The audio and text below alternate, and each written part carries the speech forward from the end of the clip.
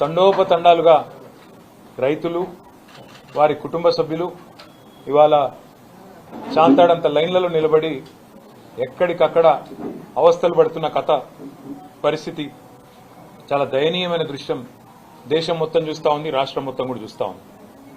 ఇవాళ ఒకటి స్పష్టంగా తేలిపోయింది. ఈ రాష్ట్ర ప్రభుత్వానికి చిల్లర రాజకీయాలు చేయడం తెలుసు, బురద జల్లడం తెలుసు, కానీ ఒక్క పని కూడా పనికొచ్చే ఒక్క పని కూడా చేత కాదు అనేది స్పష్టంగా తేలిపోయింది.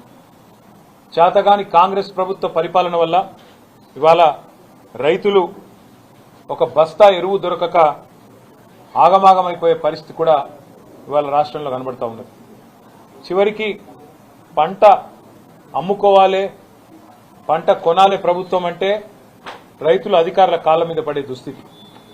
అట్లాగే ఇవాళ ఎరువుల బస్తాల కోసం కూడా మరి ఎక్కడికక్కడ రైతులు కాళ్ళ వేళ్ల పడి అధికారులను బతిమలాడుకునే ఒక దయనీయమైన పరిస్థితి రాష్ట్రంలో కనబడతా ఉన్నది.